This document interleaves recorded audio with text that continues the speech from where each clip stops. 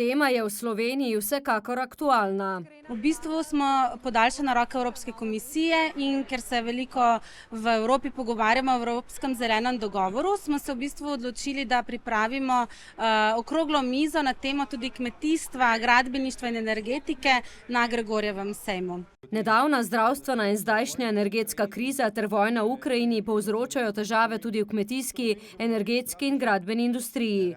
Evropski zeleni dogovor z ambicioznimi cilji pa je bil sprejet pred pojavom teh kriz. Gre za to, da je ta strateški dokument Evropske unije, ki na eni strani odgovarja na izzive podnebne krize, po drugi strani pa tudi išče gospodarske priložnosti za Evropo, prihaja v to zaključno fazo, ko se v Evropskem parlamentu sprejemajo številne uredbe, ki bodo vsekakor zaznamovale naša življenja.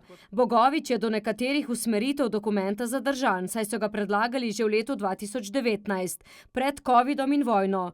Če iz dokumenta izpostavimo zgolj zahteve v kmetijstvu, 50% zmanjšanje rabe pesticidov, kar je zame zelo težko dosegljiv cilj, če ne želimo oslabiti prehransko varnost.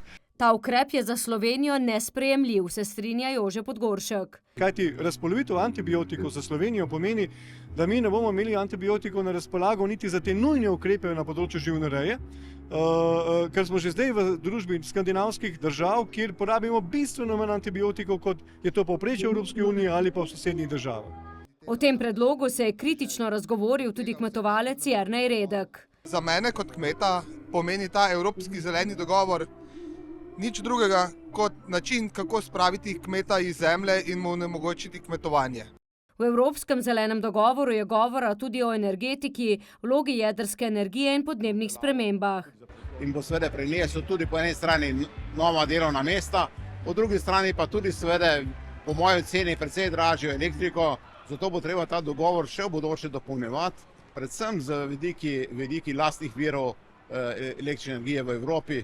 Mislim predvsem tle na jedrsko, pa tudi na obnovljive vire, ki jih Evropa premore. Novšak je izpostavil predvsem nujnost uporabe vseh nizkoogljičnih virov energije, ki proizvajajo elektriko ob vsakem času. Ta pa mora biti konkurenčna.